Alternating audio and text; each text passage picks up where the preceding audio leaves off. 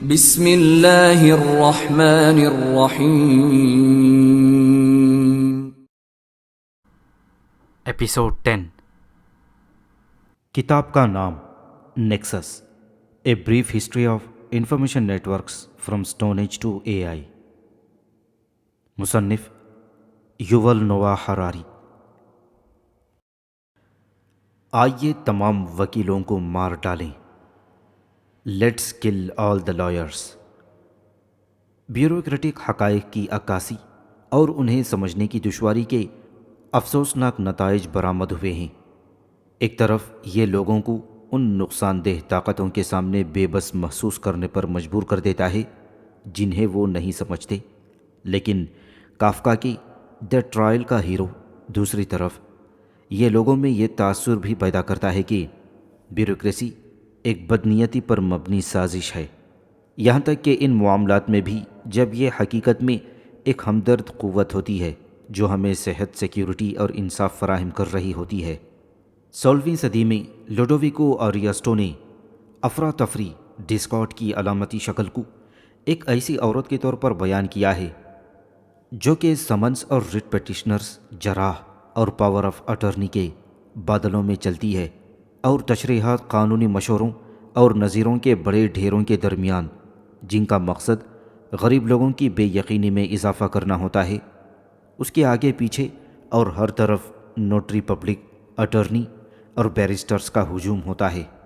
Shakespeare نے Henry ششم حصہ دوم میں جیک کٹ کی بغاوت 1450 کی تفصیل میں ایک عام باغی ڈک دا بچر کے ذریعے بیوروکریسی کے خلاف نفرت کو اس کے منطقی انجام تک پہنچایا۔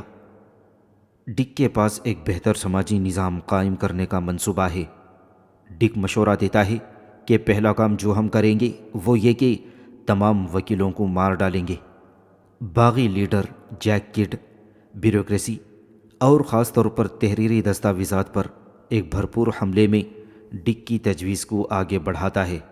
کیا یہ ایک قابل افسوس بات نہیں ہے کہ ایک معصوم میمنہ کی کھال سے چرمی کاغذ پارچمنٹ بنایا جائے اور اس کاغذ پر لکیریں کھینچ کر ایک انسان کو برباد کر دیا جائے؟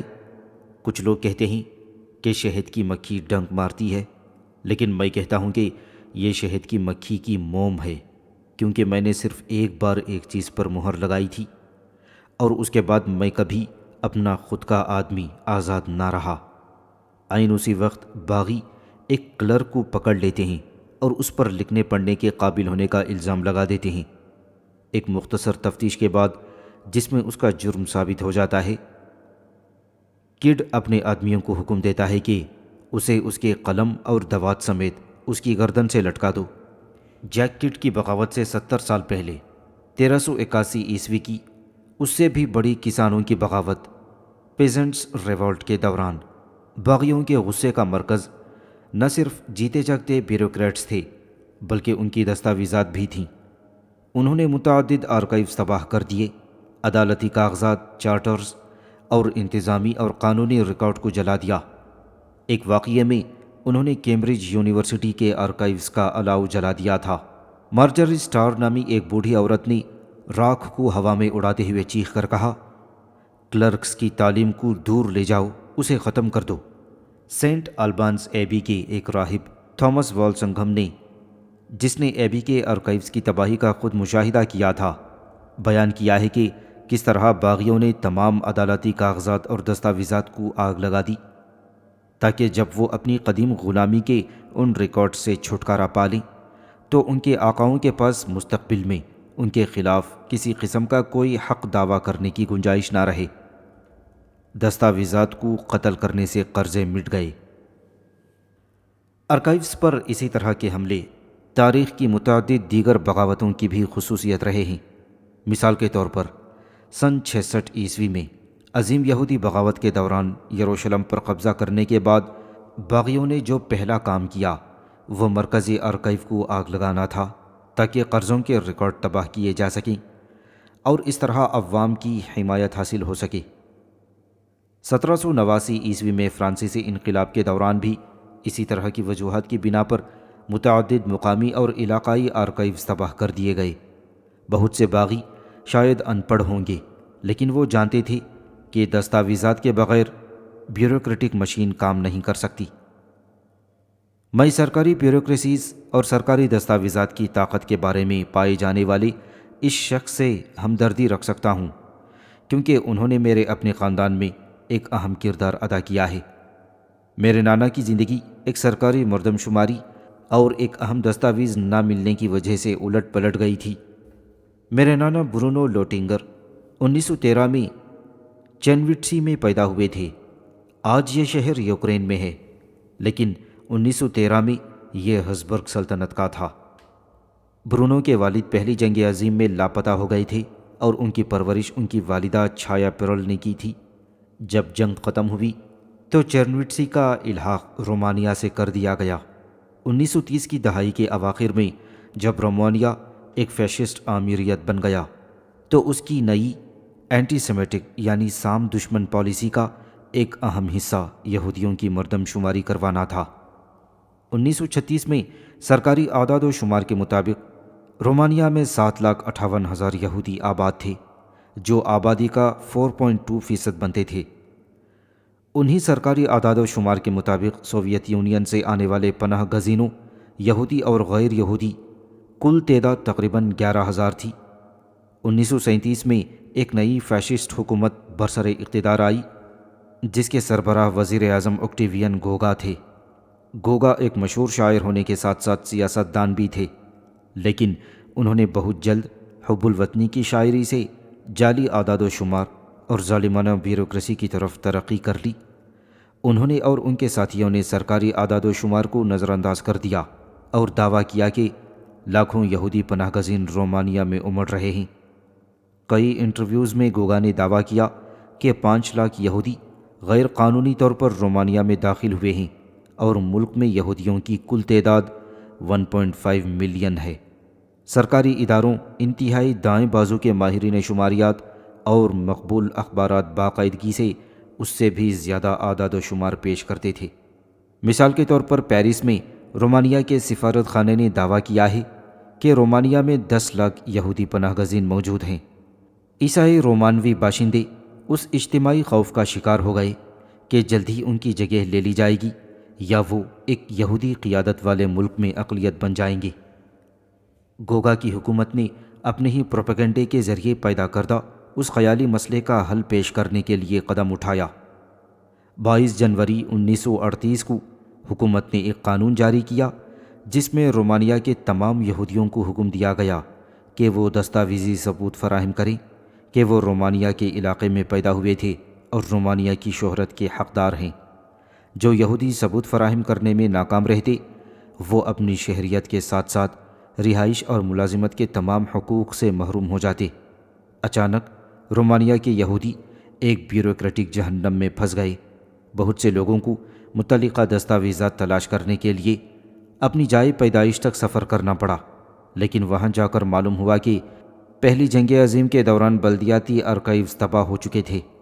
1918 کے بعد رومانیہ میں شامل ہونے والے علاقوں جیسے چرنوٹس میں پیدا ہونے والے یہودیوں کو خاص مشکلات کا سامنا کرنا پڑا تھا، کیونکہ ان کے پاس رومانیہ کی پیدائشی سرٹیفکیٹس نہیں تھے اور ان کے خاندانوں کے بارے میں بہت سی دیگر دستاویزات بخاراسٹ کے بجائے سابقہ ہبسبرگ دارالحکومتوں ویانا اور بوڈاپیسٹ میں آرکائیو کی گئی تھیں۔ یہودیوں کو اکثر یہ بھی معلوم نہیں ہوتا تھا کہ انہیں کن دستاویزات کی تلاش کرنی چاہیے، کیونکہ مردم شماری کے قانون میں یہ وضاحت نہیں کی گئی تھی کہ کون سی دستاویزات کافی ثبوت سمجھی جائیں گی۔ کلرکس اور آرکائیوسٹس کو آمدنی کا ایک نیا اور منافع بخش ذریعہ مل گیا، کیونکہ یہ پریشان حال یہودی صحیح دستاویز حاصل کرنے کے لیے بھاری رشوت دینے لگے تھے۔ اگر رشوت ملوث نہ بھی ہوتی تب بھی یہ عمل انتہائی مہنگا تھا۔ دستاویزات کی کسی بھی درخواست کے ساتھ ساتھ حکام کے پاس شہریت کی درخواست دائر کرنے کے لیے فیس ادا کرنی پڑتی تھی۔ صحیح دستاویز تلاش کرنا اور اسے جمع کروانا بھی کامیابی کی ضمانت نہیں تھا۔ پیدائشی سرٹیفکیٹ اور شہریت کے کاغذات پر نام کے ہجے یعنی اسپیلنگ میں ایک حرف کا بھی فرق حکام کے لیے شہریت منسوخ کرنے کے لیے کافی تھا۔ بہت سے یہودی ان بیوروکریٹک رکاوٹوں کو عبور نہ کر سکے اور انہوں نے شہریت کی درخواست تک جمع نہ کروائی۔ جنہوں نے درخواست دی ان میں سے صرف 63% کی شہریت منظور ہوئی۔ اس طرح مجموعی طور پر 7,98,000 رومانوی یہودیوں میں سے 3,67,000 اپنی شہریت کو کھو بیٹھے۔ میرے نانا برونو بھی ان میں شامل تھے۔ جب بخارسٹ میں مردم شماری کا نیا قانون منظور ہوا تو برونو نے اس بارے میں زیادہ نہیں سوچا۔ وہ چنویٹس میں پیدا ہوئے تھے اور اپنی پوری زندگی وہیں گزاری تھی۔ یہ خیال کہ انہیں کسی بیوروکریٹ کے سامنے یہ ثابت کرنے کی ضرورت ہے کہ وہ غیر ملکی نہیں ہیں، انہیں مضحکہ خیز لگا تھا۔ مزید برآں 1938 کے اوائل میں ان کی والدہ بیمار ہوئیں اور انتقال کر گئیں، اور برونو نے محسوس کیا کہ ان کے پاس دستاویزات کے پیچھے بھاگنے سے کہیں زیادہ بڑے غم اور فکریں موجود ہیں۔ دسمبر 1938 میں بخارسٹ سے ایک سرکاری خط آیا جس میں برونو کی شہریت منسوخ کر دی گئی تھی اور ایک غیر ملکی کے طور پر انہیں فوری طور پر چنویٹس کی ایک ریڈیو شاپ سے نوکری سے نکال دیا گیا۔ برونو اب نہ صرف اکیلے اور بے روزگار تھے بلکہ بے وطن یعنی اسٹیٹ لیس بھی تھے، اور متبادل ملازمت کا کوئی امکان بھی نہیں تھا۔ 9 ماہ بعد دوسری جنگ عظیم چھڑ گئی اور بغیر کاغذات والے یہودیوں کے لیے خطرہ بڑھتا جا رہا تھا۔ 1938 میں شہریت کھونے والی رومانوی یہودیوں کی وسیع اکثریت اگلے چند سالوں میں رومانوی فیشسٹوں اور ان کے نازی اتحادیوں کے ہاتھوں قتل کر دی گئی۔ جن یہودیوں کی شہریت برقرار رہی تھی ان کے بچنے کی شرح کہیں زیادہ تھی۔ میرے نانا نے بار بار اس شکنجے سے نکلنے کی کوشش کی، لیکن صحیح کاغذات کے بغیر یہ مشکل تھا۔ کئی بار وہ چھپ کر ٹرینز اور بحری جہازوں پر سوار ہوئے، لیکن ہر بار پکڑے گئے اور گرفتار ہوئے۔ 1940 میں وہ بالآخر فلسطین جانے والے آخری بحری جہازوں میں سے ایک پر سوار ہونے میں کامیاب ہو گئے۔ اس سے پہلے کہ جہنم کے دروازے بند ہو جاتے، جب وہ فلسطین پہنچے تو انہیں انگریزوں نے ایک غیر قانونی مہاجر کے طور پر فوراً قید کر دیا۔ جیل میں وہ 2 ماہ گزارنے کے بعد انگریزوں نے ایک ڈیل کی پیشکش کی: جیل میں رہو اور ملک بدری کا خطرہ مول لو، یا برطانوی فوج میں بھرتی ہو جاؤ اور فلسطینی شہریت حاصل کر لو۔ میرے نانا نے دونوں ہاتھوں سے اس پیشکش کو قبول کیا اور 1941 سے 1945 تک شمالی افریقہ اور اٹالی کی مہمات میں برطانوی فوج میں خدمات انجام دیں۔ اس کے بدلے میں انہیں ان کے کاغذات مل گئے۔ ہمارے خاندان میں دستاویزات کو سنبھال کر رکھنا ایک مقدس فریضہ بن گیا۔ بینک سٹیٹمنٹس، بجلی کے بل، زائد المیعاد اسٹوڈنٹ کارڈز، بلدیہ کے خطوط، اگر اس پر کوئی سرکاری سی مہر لگی ہوتی ہے تو اسے ہماری الماری کے بہت سے فولڈرز میں سے کسی ایک میں فائل کر دیا جاتا ہے۔ آپ کبھی نہیں جانتے تھے کہ ان میں سے کون سی دستاویز ایک دن آپ کی جان بچا سکتی ہے۔ معجزاتی دستاویزات، دی میریکل ڈاکومنٹ۔ کیا ہمیں بیوروکریٹک معلوماتی نیٹ ورک سے محبت کرنی چاہیے یا نفرت؟ میرے نانا جیسی کہانیاں بیوروکریٹک طاقت میں موجود خطرات کی نشاندہی کرتی ہیں۔ لندن میں ہیضے کی وبا جیسی کہانیاں اس کے ممکنہ فائدے بتاتی ہیں۔ تمام طاقتور معلوماتی نیٹ ورکس اچھے اور برے دونوں کام کر سکتے ہیں۔ اس کا انحصار اس بات پر ہے کہ انہیں کیسے ڈیزائن اور استعمال کیا جاتا ہے۔ نیٹ ورک میں صرف معلومات کی مقدار بڑھا دینا اس کے فائدہ مند ہونے کی ضمانت نہیں دیتا، اور نہ ہی اس سے سچائی اور نظم و ضبط کے درمیان صحیح توازن پیش کرنا آسان ہو جاتا ہے۔ 21ویں صدی کے نئے معلوماتی نیٹ ورکس کے ڈیزائنز اور صارفین کے لیے یہ ایک اہم تاریخی سبق ہے۔ مستقبل کے معلوماتی نیٹ ورکس، خاص طور پر جو آرٹیفیشل انٹیلیجنس پر مبنی ہوں گے، کئی لحاظ سے سابقہ نیٹ ورکس سے مختلف ہوں گے۔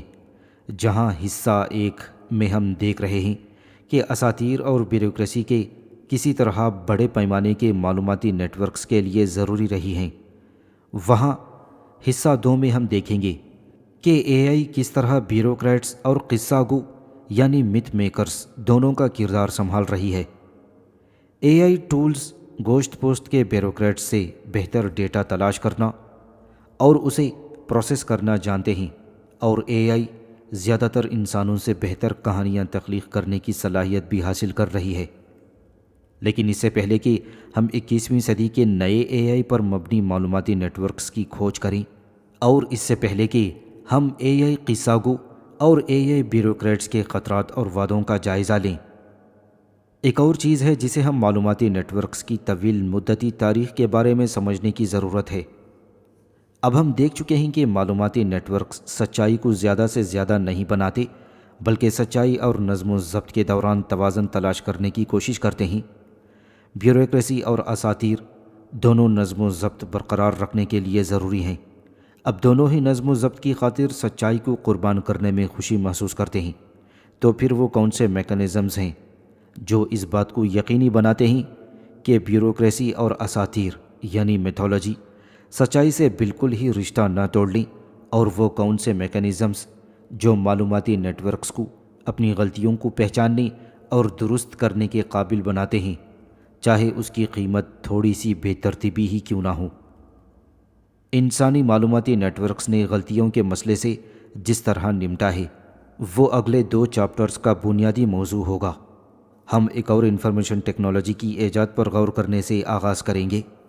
مقدس کتاب بائبل اور قرآن جیسی مقدس کتابیں ایک ایسی انفارمیشن ٹیکنالوجی ہیں جس کا مقصد یہ ہے کہ اس میں وہ تمام اہم معلومات شامل ہوں جن کی معاشرے کو ضرورت ہے اور ہر قسم کی غلطی کے امکان سے پاک ہوں۔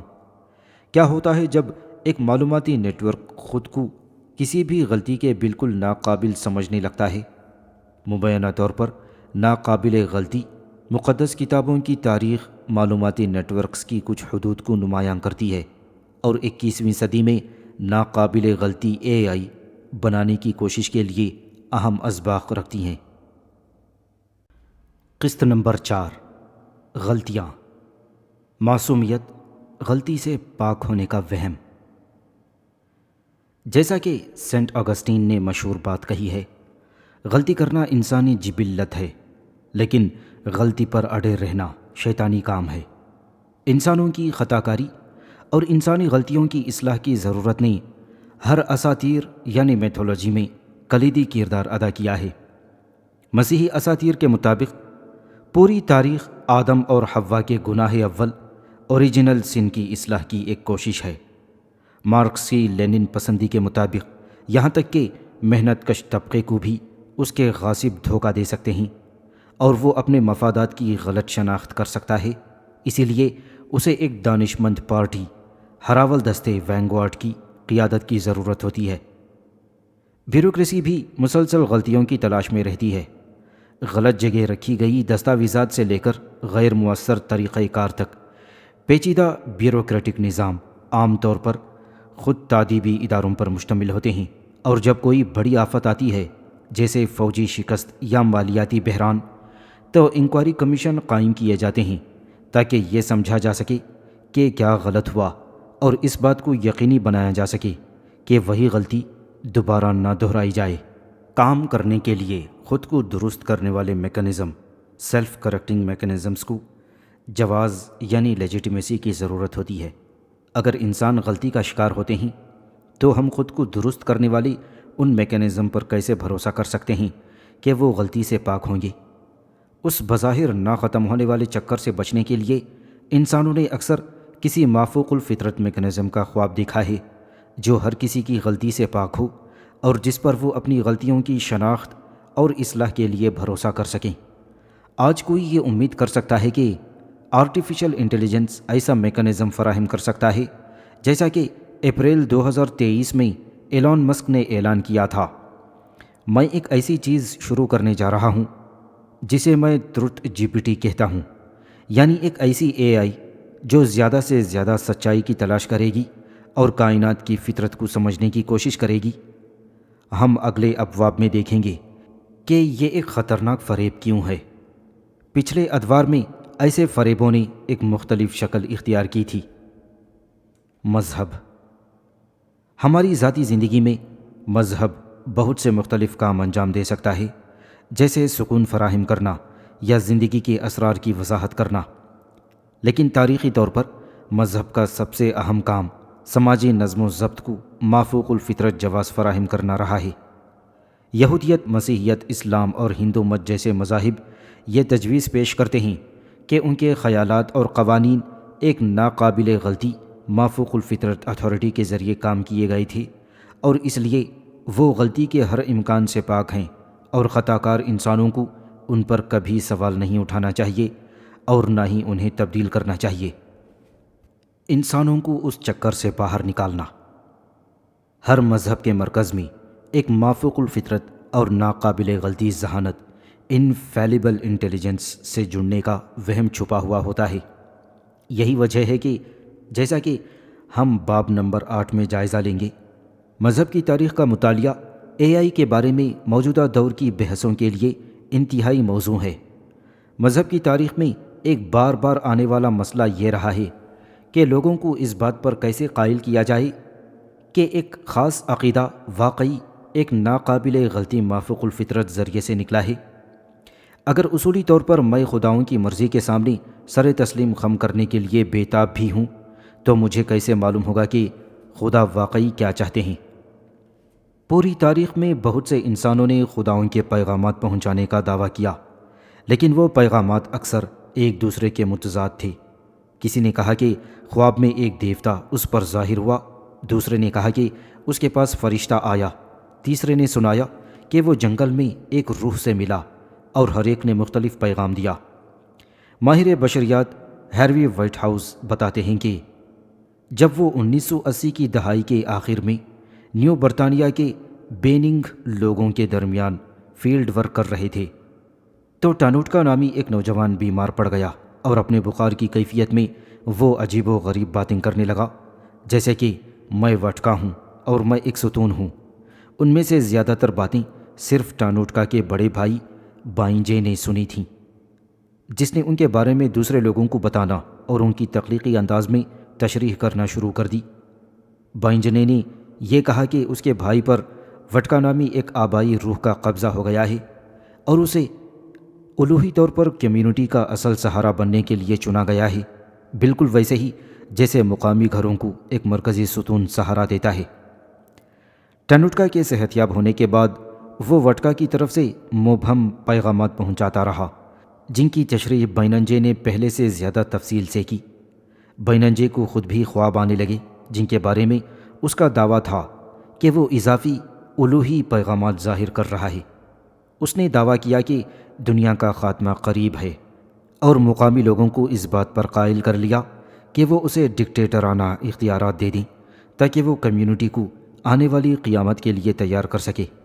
بائننجے نے کمیونٹی کے تقریباً تمام وسائل پرتعیش دعوتوں اور رسومات پر ضائع کر دیے۔ جب قیامت برپا نہیں ہوئی اور کمیونٹی بھوک سے مرنے لگی تو بائننجے کی طاقت ختم ہو گئی، اگرچہ کچھ مقامی لوگ اب بھی یہ مانتے رہے کہ وہ اور ٹانوٹکا الوہی پیغمبر تھے، لیکن بہت سے دوسرے اس نتیجے پر پہنچے کہ وہ دونوں دھوکے باز تھے یا شاید شیطان کے خادم۔ لوگ خداؤں کی سچی مرضی کو خطا کار انسانوں کی ایجادات یا تصورات سے کیسے الگ کر سکتے ہیں؟ جب تک کہ آپ پر خود براہ راست الہام نہ ہو خدا نے کیا کہا ہے، یہ جاننے کا مطلب ان خطا کار انسانوں جیسے ٹانوٹکا اور بائننجے پر بھروسہ کرنا تھا، جو یہ دعویٰ کرتے تھے کہ خدا نے ایسا کہا ہے۔ لیکن آپ ان انسانوں پر کیسے بھروسہ کر سکتے ہیں، خاص طور پر اگر آپ انہیں ذاتی طور پر نہیں جانتے؟ مذہب خطا کار انسانوں کو اس چکر سے نکالنا چاہتا ہے اور لوگوں کو ناقابل غلطی مافوق الفطرت قوانین تک رسائی دینا چاہتا ہے، لیکن مذہب بار بار اسی بات پر آ کر ختم ہو جاتا ہے کہ فلاں یا فلاں انسان پر بھروسہ کیا جائے۔ اس مسئلے کا ایک حل یہ تھا کہ ایسے مذہبی ادارے بنائے جائیں جو ان مبینہ الہی پیغمبروں کی جانچ پڑتال کریں۔ قبائلی معاشروں میں بھی مافوق الفطرت ہستیوں جیسے قبائلی روحیں اس کے ساتھ رابطے کا کام اکثر مذہبی ماہرین کا ہوتا تھا۔ بیننگ لوگوں میں اگونگ راگا کے نام سے مشہور مخصوص روحانی واسطے روایتی طور پر روحوں سے بات کرنے کے ذمہ دار تھے تاکہ بیماری سے لے کر فصل کی خرابی تک کی بدقسمتیوں کے پوشیدہ اسباب معلوم کیے جا سکیں۔ ایک قائم شدہ ادارے کی رکنیت نے اگونگ گاگرا کو ٹانوٹکا اور بائننجے کے مقابلے میں زیادہ قابل بھروسہ بنایا اور ان کے اختیار کو زیادہ مستحکم اور وسیع پیمانے پر تسلیم شدہ بنا دیا تھا۔ برازیل کے کیلاپولو قبیلے میں مذہبی رسومات کا انتظام موروثی رسمی افسران کرتے تھے جنہیں آئیناٹو کہا جاتا تھا۔ قدیم سلیٹک اور ہندو معاشروں میں اسی طرح کے فرائض ڈریوڈز اور برہمنوں کے لیے مخصوص تھے۔ جیسے جیسے انسانی معاشرے بڑھے اور زیادہ پیچیدہ ہوئے، ان کے مذہبی ادارے بھی ویسے ہی ہو گئے۔ کاہنوں اور غیب دانوں کو خداؤں کی نمائندگی کرنے کے اہم کام کے لیے طویل اور سخت تربیت کرنی پڑتی تھی۔ اس لیے اب لوگوں کو محض کسی بھی عام شخص پر بھروسہ کرنے کی ضرورت نہیں رہی جو یہ دعویٰ کرے کہ وہ کسی فرشتے سے ملا ہے یا الہی پیغام لے کر آیا ہے۔ مثال کے طور پر قدیم یونان میں اگر آپ یہ جاننا چاہتے تھے کہ خداؤں نے کیا کہا ہے تو آپ ڈیلفی میں اپولو کے مندر میں ہائی پادری پیتھیا جیسے کسی مستند ماہر کے پاس جاتے تھے۔ لیکن جب تک مذہبی ادارے جیسے غیب دانی کے مندر خطا کار انسانوں پر مشتمل تھے، وہ بھی غلطی اور کرپشن کے لیے کھلے تھے۔ ہیروڈوٹس بتاتا ہے کہ جب ایتھنز پر جابس ہپیاس کی حکومت تھی تو جمہوریت نواز دھڑے سے اپنی مدد کے لیے پیتھیا کو رشوت دی۔ جب بھی کوئی اسپارٹن سرکاری یا نجی معاملات میں خداؤں سے مشورہ کرنے پیتھیا کے پاس آتا، پیتھیا ہمیشہ یہی جواب دیتی کہ اسپارٹنز کو پہلے ایتھنز کو جابر سے آزاد کرانا چاہیے۔ اسپارٹنز جو ہپیاس کے اتحادی تھے بالآخر خداؤں کی مبینہ مرضی کے سامنے جھک گئے اور ایتھنز میں ایک فوج بھیجی جس نے 515 قبل مسیح میں ہپیاس کو معزول کر دیا، جس کے نتیجے میں ایتھنزی جمہوریت قائم ہوئی۔ اگر کوئی انسانی نبی یا پیغمبر کسی خدا کے الفاظ کو غلط رنگ دے سکتا ہے تو مندروں اور پادریوں جیسے مذہبی ادارے بنانے سے مذہب کا بنیادی مسئلہ حل نہیں ہوا۔ لوگوں کو اب بھی ناقابل غلطی خداؤں تک پہنچنے کے لیے خطا کار انسانوں پر بھروسہ کرنے کی ضرورت تھی۔ کیا انسانوں کو مکمل طور پر نظر انداز کر کے آگے بڑھنے کا کوئی طریقہ ممکن تھا؟ دی انفیلیبل ٹیکنالوجی، ناقابل غلطی ٹیکنالوجی۔ بائبل اور قرآن جیسی مقدس کتابیں انسانی خطا کاری کو نظر انداز کرنے کی ایک ٹیکنالوجی ہیں، اور اہل کتاب کے مذاہب جیسے یہودیت، مسیحیت اور اسلام اسی ٹیکنالوجی کے نمونے یعنی آرٹیفیکٹس کے گرد بنائے گئے ہیں۔ یہ سمجھنے کے لیے کہ یہ ٹیکنالوجی کیسے کام کرتی ہے، ہمیں پہلے یہ واضح کرنا چاہیے کہ ایک کتاب کیا ہے اور کیا چیز کتابوں کو دوسری تحریروں سے مختلف بناتی ہے۔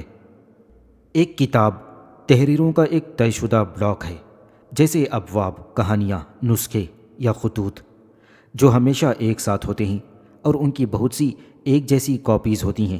یہی چیز ایک کتاب کو زبانی کہانیوں، بیوروکریٹک دستاویزات اور آرکائیو سے مختلف بناتی ہیں۔ زبانی کہانی سناتے وقت ہر بار جب ہم کہانی سناتے ہیں تو وہ تھوڑی مختلف ہو سکتی ہے، اور اگر بہت سے لوگ طویل عرصے تک کہانی سنائیں تو نمایاں تبدیلیاں آنا لازمی ہیں۔ اس کے برعکس ایک کتاب کی تمام کاپیز ایک جیسی ہونی چاہیے۔ جہاں تک بیوروکریٹک دستاویزات کا تعلق ہے، وہ نسبتاً مختصر ہوتی ہیں اور اکثر صرف ایک آرکائیوز میں ایک ہی کاپی کی صورت میں موجود ہوتی ہے۔ اگر ایک طویل دستاویز کی بہت سی کاپیز متعدد آرکائیوز میں موجود ہوں تو ہم اسے عام طور پر کتاب کہیں گے۔ آخر میں ایک کتاب جس میں بہت سی تحریریں ہوں وہ آرکائیو سے بھی مختلف ہوتی ہیں، کیونکہ ہر آرکائیو میں تحریروں کا ایک مختلف مجموعہ ہوتا ہے، جبکہ کتاب کی تمام کاپیوں میں ایک ہی ابواب، کہانیاں یا نسخے ہوتے ہیں۔ اسی طرح کتاب اس بات کو یقینی بناتی ہے کہ بہت سے لوگ بہت سے اوقات اور مقامات پر ایک ہی ڈیٹا بیس تک رسائی حاصل کر سکیں۔ کتاب پہلی صدی قبل مسیح میں ایک اہم مذہبی ٹیکنالوجی بن گئی۔ دسیوں ہزار سال تک جب خداؤں نے انسانوں سے شامنس کا اور کاہنوں، انبیاء اور دیگر انسانی پیغمبروں کے ذریعے بات کی، اس کے بعد یہودیت جیسی مذہبی تحریکوں نے یہ دلیل دینا شروع کی کہ خدا کتاب کی اس نئی ٹیکنالوجی کے ذریعے بات کرتے ہیں۔ ایک مخصوص کتاب ہے جس کے ابواب میں کائنات کی تخلیق سے لے کر خوراک کے ضوابط تک تمام الہی الفاظ موجود ہیں۔ اہم بات یہ ہے کہ کوئی پادری، نبی یا انسانی ادارہ ان الوہی الفاظ کو بھول نہیں سکتا اور نہ ہی بدل سکتا ہے، کیونکہ آپ ہمیشہ اس کا موازنہ کر سکتے ہیں جو خطا کار انسان آپ کو بتا رہے ہیں اس چیز سے جو اس ناقابل غلطی کتاب میں درج ہے۔ لیکن اہل کتاب کے مذاہب کے اپنے مسائل تھے۔ سب سے واضح بات یہ ہے کہ یہ کون طے کرتا ہے کہ مقدس کتاب میں کیا شامل کیا جائے؟ پہلی کاپی آسمان سے نہیں اتری تھی، اسے انسانوں ہی کو مرتب کرنا پڑا تھا۔ پھر بھی اہل ایمان کو امید تھی کہ اس کٹھن مسئلے کو ایک ہی بار کی حتمی کوشش سے حل کیا جا سکتا ہے۔ اگر ہم سب سے زیادہ دانا اور قابل بھروسہ انسانوں کو اکٹھا کر لیں اور وہ سب مقدس کتاب کے مندرجات پر متفق ہو جائیں تو اس لمحے کے بعد سے ہم انسانوں کو اس چکر یعنی لوپ سے نکال سکیں گے اور الوہی الفاظ انسانی مداخلت سے ہمیشہ کے لیے محفوظ ہو جائیں گے۔ اس طریقہ کار کے خلاف بہت سے اعتراضات اٹھائے جا سکتے ہیں۔ سب سے زیادہ دانا انسانوں کا انتخاب کون کرتا ہے؟ کن معیارات کی بنیاد پر؟ کیا ہوگا اگر وہ کسی اتفاقی رائے تک نہ پہنچ سکیں؟ کیا ہوگا اگر وہ بعد میں اپنی رائے بدل دیں؟ اس کے باوجود عبرانی بائبل جیسی مقدس کتابوں کی تالیف کے لیے یہی طریقہ کار استعمال کیا گیا تھا۔ عبرانی بائبل کی تشکیل پہلی صدی قبل مسیح کے دوران یہودی انبیاء، کاہنوں اور علماء نے کہانیوں، دستاویزات، پیشن گوئیوں، نظموں، دعاؤں اور وقائع نگاری کا ایک وسیع مجموعہ تیار کیا۔ بائبل کے زمانے میں ایک واحد مقدس کتاب کے طور پر بائبل کا وجود نہیں تھا۔ شاہ داؤد یا یسیع نبی نے کبھی بائبل کی کوئی کاپی نہیں دیکھی تھی۔ کبھی کبھی غلط طور پر یہ دعویٰ کیا جاتا ہے کہ بائبل کی قدیم ترین محفوظ کاپی بحیرہ مردار کے توماروں ڈیڈ سی اسکرال سے ملتی ہیں۔ یہ تومار تقریباً 900 مختلف دستاویزات کا مجموعہ ہیں جو زیادہ تر قبل مسیح کی آخری 2 صدیوں میں لکھے گئے تھے اور بحیرہ مردار کے قریب ایک گاؤں قمران کے گرد و نواح میں مختلف غاروں سے ملے تھے۔ زیادہ تر علماء کا خیال ہے کہ یہ ایک یہودی فرقے کا آرکائیو تھا جو قریب ہی رہتا تھا۔ اہم بات یہ ہے کہ ان توماروں میں سے کسی میں بھی بائبل کی مکمل کاپی موجود نہیں ہے، اور کوئی تومار یہ اشارہ نہیں دیتا کہ عہد نامہ قدیم یعنی اولڈ ٹیسٹمنٹ کی 24 کتابوں کو ایک واحد اور مکمل ڈیٹا بیس سمجھا جاتا تھا۔ ان میں سے کچھ توماروں میں یقیناً وہ تحریریں درج ہیں جو آج قانونی بائبل کا حصہ ہیں۔ مثال کے طور پر 19 توماروں اور قلمی نسخوں کے ٹکڑوں میں کتاب پیدائش یعنی جینیسس کے حصے موجود ہیں، لیکن بہت سے توماروں میں وہ تحریریں درج ہیں جنہیں بعد میں بائبل سے نکال دیا گیا۔ مثال کے طور پر 20 سے زائد توماروں اور ٹکڑوں میں کتاب حنوک یعنی بک آف اینوک کے حصے محفوظ ہیں۔ یہ وہ کتاب ہے جس کے بارے میں کہا جاتا ہے کہ یہ حضرت نوح کے پردادا حنوک نے لکھی تھی، اور یہ فرشتوں، جنوں کی تاریخ اور مسیح کی آمد کے بارے میں پیشن گوئی پر مشتمل ہے۔ قمران کے یہودی بظاہر کتاب پیدائش اور کتاب حنوک دونوں کو بہت اہمیت دیتے تھے اور یہ نہیں سوچتے تھے کہ پیدائش مستند ہے جبکہ حنوک غیر مستند۔ در حقیقت آج تک کچھ ایتھیوپیائی یہودی اور مسیحی فرقے حنوک کو اپنے ضابطۂ کتاب کینن کا حصہ مانتے ہیں، حتیٰ کہ وہ تومار جن میں مستقبل کی مستند تحریریں درج ہیں وہ بھی کبھی کبھی موجودہ مستند ورژن سے مختلف ہوتے ہیں۔ مثال کے طور پر استثنا ڈیٹیرونومی کا مستند متن کہتا ہے کہ خدا نے زمین کی قوموں کو بنی اسرائیل کے بیٹوں کی تعداد کے مطابق تقسیم کیا۔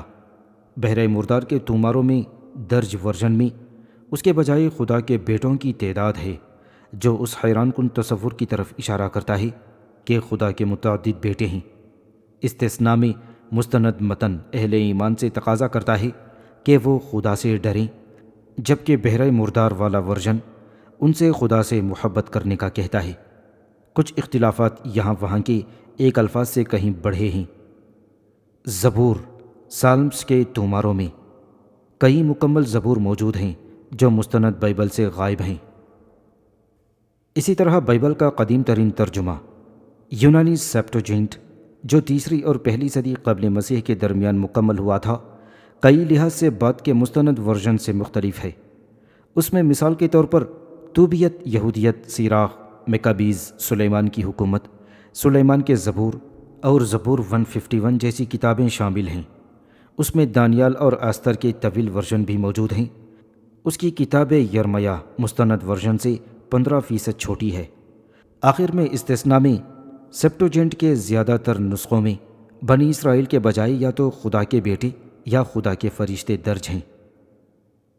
پہلے لکھے یہودی دانشوروں جنہیں ربائی کہا جاتا ہے، ان کے درمیان صدیوں تک جاری رہنے والی باریک بین بحثوں کے بعد مستند ڈیٹا بیس کو ہموار کیا گیا اور یہ فیصلہ کیا گیا کہ گردش میں موجود بہت سی تحریروں میں سے کون سی بائبل میں یہوہ کے سرکاری کلام کے طور پر شامل ہوگی اور کون سی خارج کی جائے گی۔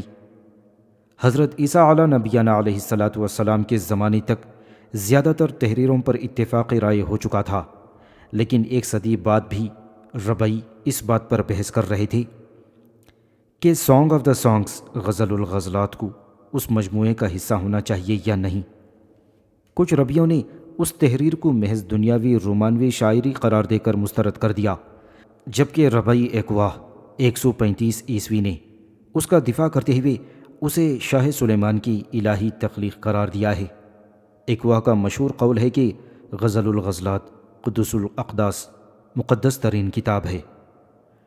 دوسری صدی عیسوی کے آخر تک یہودی ربیوں کے درمیان اس بات پر وسیع اتفاق رائے ہو چکا تھا کہ کون سی تحریریں بائبل کے ضابطے کا حصہ ہیں اور کون سی نہیں، لیکن اس معاملے پر اور ہر متن کے عین الفاظ، ہجے اور تلفظ کے بارے میں بحثیں معصوری عہد یعنی 7ویں سے 10ویں صدی عیسوی تک حتمی طور پر حل نہیں ہو سکی تھیں۔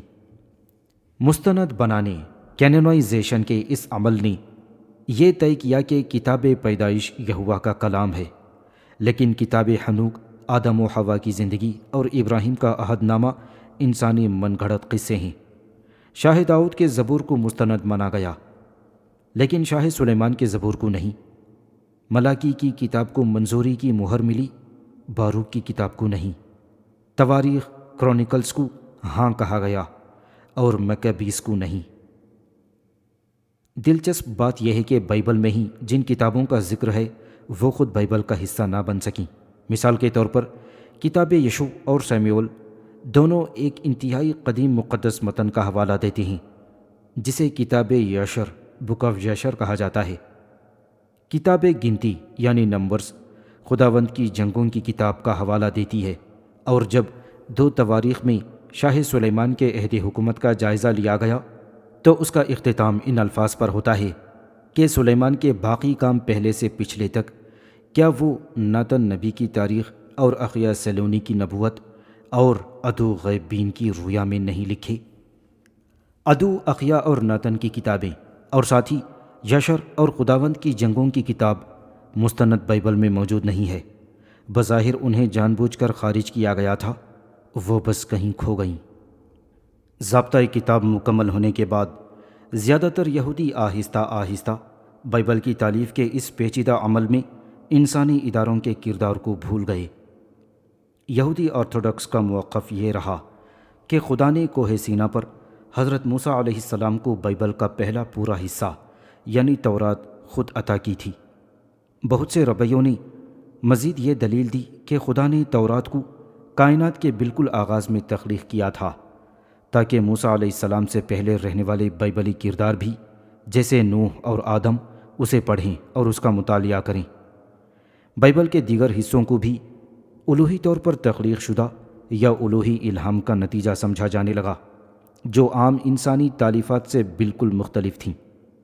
ایک بار جب مقدس کتاب مکمل ہو گئی تو یہ امید پیدا ہوئی کہ اب یہودیوں کے پاس یہوہ کے عین الفاظ تک براہ راست رسائی ہے، جیسے کوئی خطا کار انسان یا بدعنوان ادارہ مٹانے یا بدلنے کی طاقت نہیں رکھتا۔ بلاک چین کے تصور سے 2000 سال پہلے یہودیوں نے اس مقدس ضابطے کی متعدد کاپیاں بنانا شروع کر دیں، اور ہر یہودی برادری کے لیے یہ لازمی قرار دے دیا گیا کہ اس کے پاس اس کی عبادت خانے یا مدرسے بیت مدراش میں کم از کم ایک کاپی موجود ہو۔ اس کا مقصد 2 چیزیں حاصل کرنا تھا۔ اول، مقدس کتاب کی بہت سی کاپیز پھیلانے سے مذہب کو جمہوری بنانے اور ممکنہ انسانی آمروں کی طاقت پر سخت پابندیاں لگانے کا وعدہ کیا گیا۔ جہاں مصری فرعونوں اور اشوری بادشاہوں کے آرکائیوز نے عوام کی قیمت پر بادشاہی بیوروکریسی کو با اختیار بنایا تھا، وہیں یہودیوں کی مقدس کتاب نے بظاہر عوام کو طاقت دی جو اب کسی بھی ڈھٹائی دکھانے والے لیڈر کو خدا کے قوانین کے سامنے جواب دہ ٹھہرا سکتے تھے۔